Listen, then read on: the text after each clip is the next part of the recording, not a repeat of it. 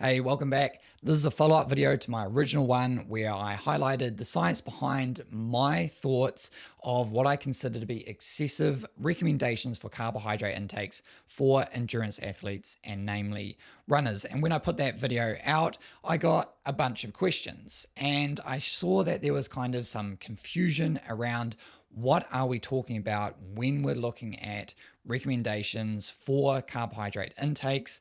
How does that then translate to actually using those carbohydrates? So the first point I saw was around confusion around absorption, gut training, and then the actual utilization of those carbs. So first we have our absolutely number one rate limiter is once we take on the carbohydrates, we have gastric emptying. So gastric emptying is just you put something in your stomach, it's got to go then through the duodenum into the small intestine so it can actually be absorbed into the blood. Now, that's going to be number one. If we just ate a whole birthday cake, sure, we get lots of energy, but it's too much all at once. And then when we have exercise on top of that, we have restricted blood flow and inability to digest food. And that's typically why we'll have very easily digestible fuel sources.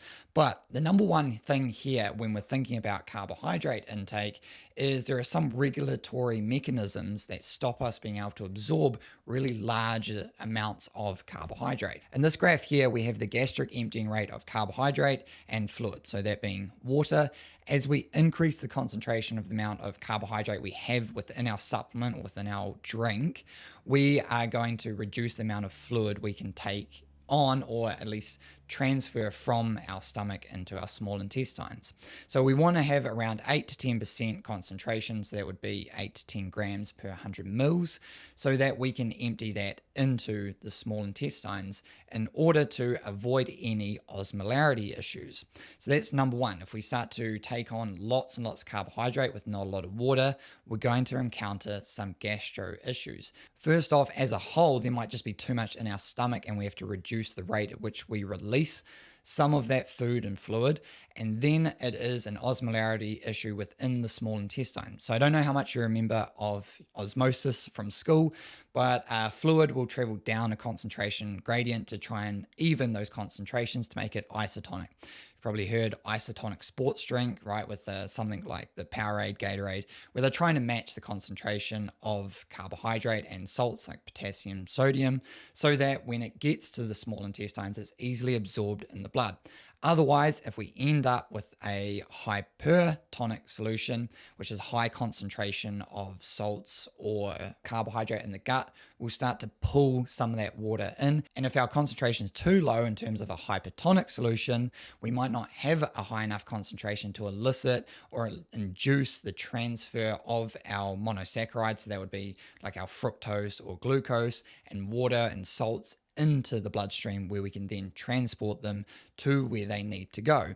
So that's number one, right? If we are then taking on too much carbohydrate when we're thinking about these 120 gram per hour plus, we get to a position where we potentially have a feedback mechanism of reducing emptying within the gastrointestinal tract. So if we're looking at where we're at now in terms of rate limiting steps, we've got to get from the stomach into the small intestines, break the carbohydrates down if we have a longer chain carbohydrate. So if you think something like a maltodextrin or an amylopectide, which is something like a superstarch, we've got to break that down into monosaccharides, just individual carbohydrate molecules. So that would typically be fructose and glucose. Once we can get those monosaccharides, we can transfer them across the intestinal lining. So now we have another rate limiting step in terms of if we have our concentrations correct, we've got, say, an isotonic concentration or solution, we still have to have glucose transporters to be able to transport glucose and fructose across the intestinal membrane into the blood. So this is where some of the gut training can come in. Dosing yourselves up with high volumes or concentrations of carbohydrate within an exercise setting can help you stimulate an upregulation of these proteins, which are enzyme transporters. Okay, so we can get that sugar into our bloodstream. Then once we do that, we're going to transfer it to, well, number one, into the liver, and then the liver can either directly pass it through, so it just continues on in the bloodstream, or it can metabolize it itself and as just an energy source of glucose through to ATP, or it can store it as fat, and then it could, if it passes through, it'll go through to either like the brain, the cardiac tissue, or the muscles. Then with that glucose that is in our blood, we have a higher blood glucose concentration. That then acts as a feedback mechanism to reduce gastric emptying, the initial rate limiter that I talked about. So if we're continuing to pile up more carbohydrates as we go through our event, there's a potential that is building up in our stomach before even getting to the small intestines, and then causing more and more follow-on issues as we get through these rate limiting steps. So once we have our glucose in our blood and we're passed through the liver, we haven't stored it or burnt it, and we're taking it all the way to the muscle, we then have to have glucose transportation from the blood into the muscle. So this is where, if you are gut training and you have enhanced your capacity to absorb glucose from the gastrointestinal tract into the bloodstream, you may get a higher stimulus for creating more glucose transporters on the surface of your myofibrils, like your muscle cells. Along with that, you have the stimulation of adenosine monophosphate kinase, calcium reactive oxygen species, nitric oxide. So all of these intermediary metabolites are going to increase the demand and upregulation of glucose transporters. So that's just the nature of the more you exercise, the more efficient you become at exercising, and that is a component of fitness and adaptation. So then when we're looking at increased fuel use at different exercise intensities, this is very important as well. So most of us here, we're probably looking at supplementing for something over an hour, and most probably over 3 hours, or around that 3 hour mark is mostly, I'm guessing, why a lot of you are here. You're looking at marathon, ultra marathon, half Ironman, cycle races. So when we're doing that, we have this sweet spot where we have between 50 to 70% VO2 max, which would probably be around that 80 to 85% lactate threshold, where we can maximally burn kind of everything really in equal proportion, not necessarily equal proportions, but equal energetic proportions, because fat is 9 calories per gram compared to 4 calories per gram of glucose, and protein is pretty much always standard and kind of negligible for the most part during exercise. But what I have here is we've got intramuscular triglycerides, plasma-free fatty acids, so that's your stored body fat along with, or the fat within the muscle, not necessarily stored body fat, and then the fat just floating around freely within your bloodstream that we can utilize.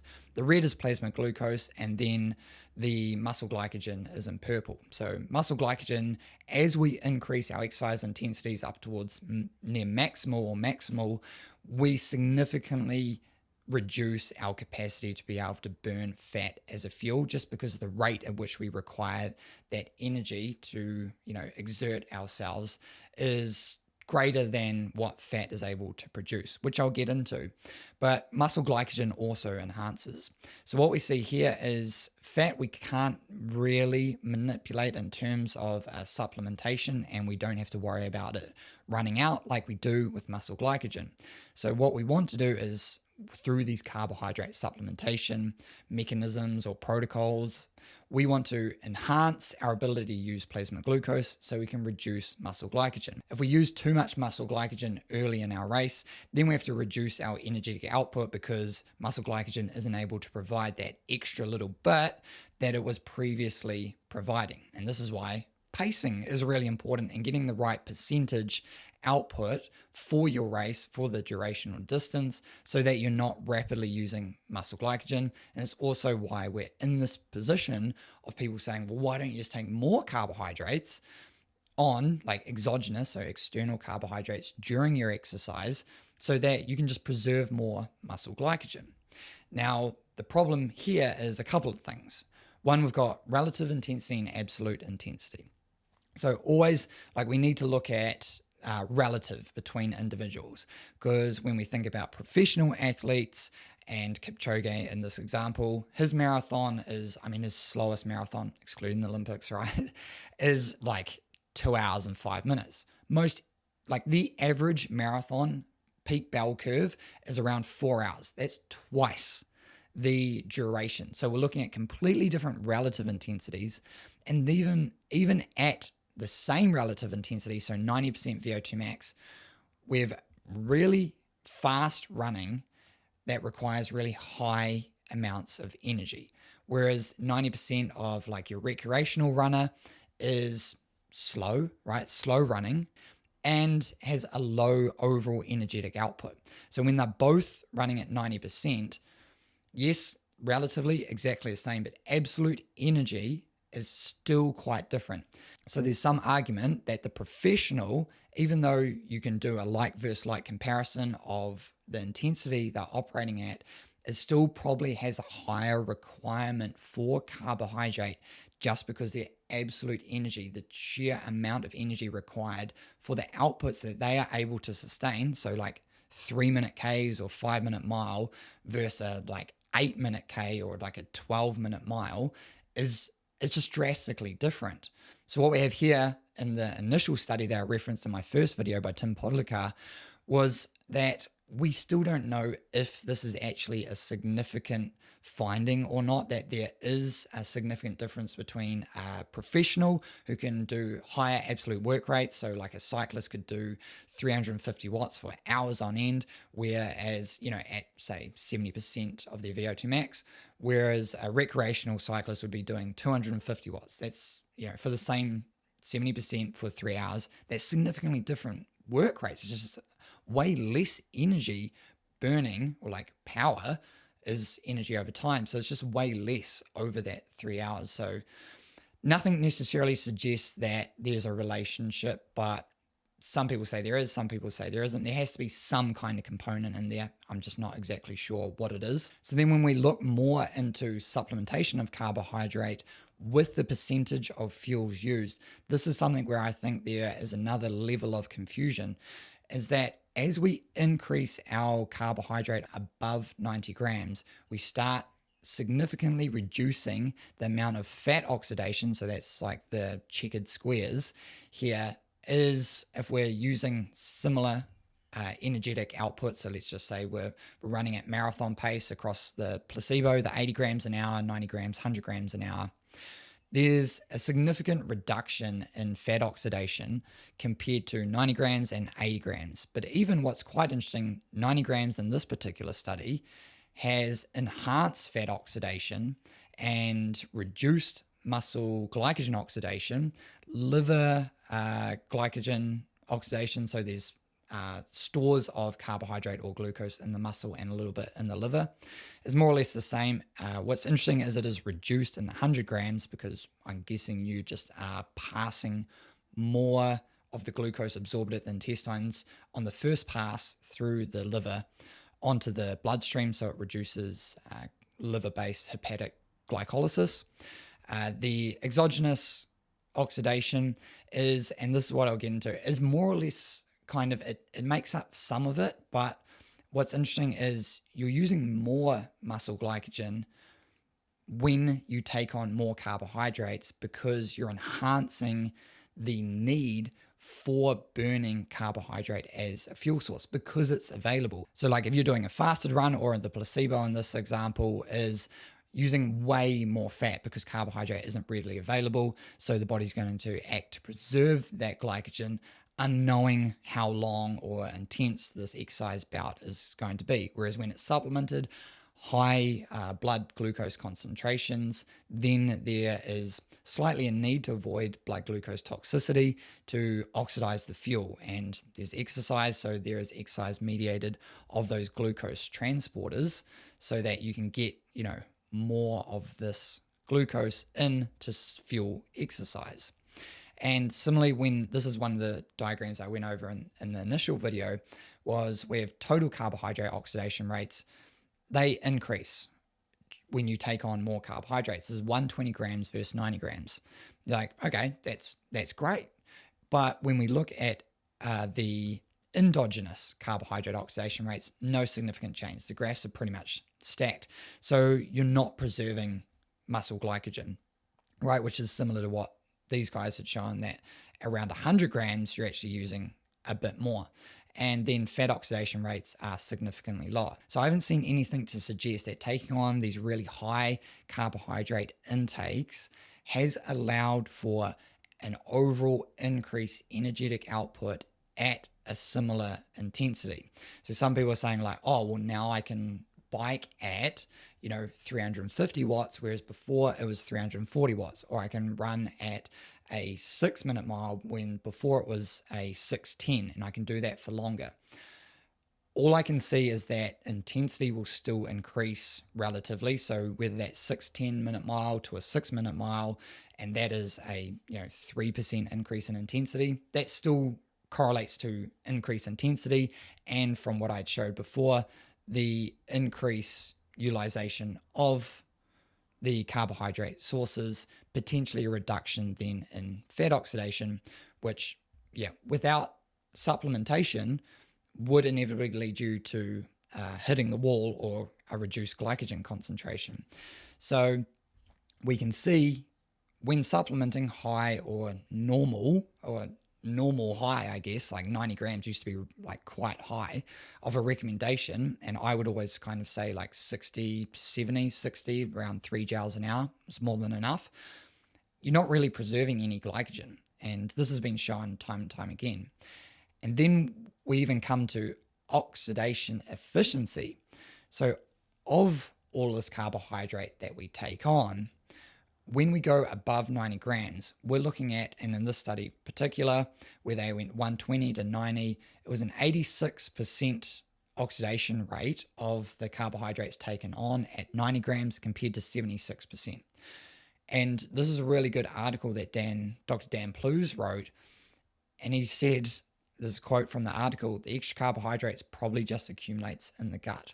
We're not 100% sure on that, but when we look at that feedback mechanism, if we have high concentrations of glucose in the blood, and then where that feedback mechanism is to reduce gastric emptying, and then we're not actually absorbing or oxidizing that excess carbohydrate anyway, we start to massively increase our risk of GI issues, because the bloating then comes with accumulation of water, which then affects the concentration. Then you have that luminal osmolarity issue, where you're potentially drawing water out of the bloodstream into the intestines, and now you've got diarrhea. Now you also have a hydration-based issue. So there's a lot of issues in those rate-limiting steps as a feedback mechanism of just trying to take on more carbohydrate. Then once we get the glucose into the working muscle, we still need to metabolize it and oxidize it. So that's where we convert the glucose through glycolysis, into pyruvate. And that glucose and then to pyruvate. So pyruvate can then go to lactate. We all know about lactate. So that is without oxygen. Then we've got to get that pyruvate, if we want to do it oxidatively, so with oxygen, because we don't want huge accumulations of lactate, and our energetic output, if we're doing a marathon, we're not really exercising at a rate that requires really fast energy. So lactate is not really a worry or concern for us at this point. If it is, we're exercising too hard. But we have another rate limiter in this step, is pyruvate dehydrogenase, the pyruvate dehydrogenase complex, which is turned on or activated by exercise and the concentration of glucose within the cytoplasm of the muscle. But we still need to get that pyruvate into the mitochondria in order to have oxidative phosphorylation. Oxidative phosphorylation is where we're using the oxygen and our fuel, either fat or carbohydrate, and in some instances protein, but let's just call it fat and carbohydrate, where we can take the acetyl-CoA and then convert that into ATP, the usable form for muscular contractions.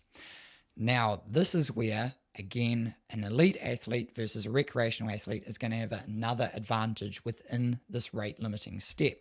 And that is more mitochondria, and then the recreational runner has less capacity to oxidize fuel, because the more mitochondria you have within each muscle cell, the more you can grab this pyruvate, throw it into the mitochondria, and convert it to acetyl-CoA and put it into oxidative phosphorylation to generate ATP. There's just more surface area, more capacity for you to be able to do that. So then as a professional, you probably have a greater capacity to oxidize all this glucose without it backing up, because you have more of a sink, or the plug in your sink is greater, and so you can empty that. Then we have the fatty acids from circulating free fatty acids or stored intramuscular triglycerides feeding into the acetyl-CoA pool for the oxidative phosphorylation to generate our ATP for muscular contractions. And that could have some feedback reduction on or inhibition on pyruvate dehydrogenase complex. But typically carbohydrate oxidation would take priority, and that's why you see higher concentration of carbohydrate intakes, lower fat oxidation.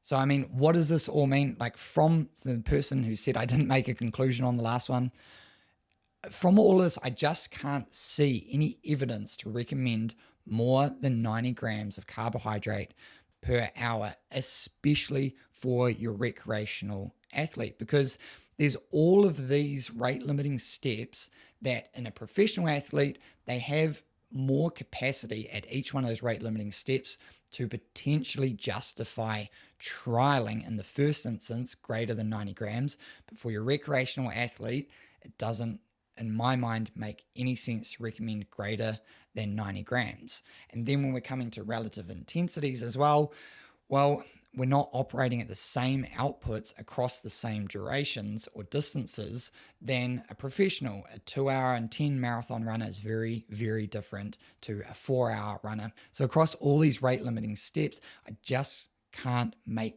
the conclusion or recommendation for anything greater than 90 grams. And I can't find the science anywhere to justify anyone recommending greater than this. Sure, go and try it, make your own conclusions. It's just off of the science as a more in-depth explanation to my initial video.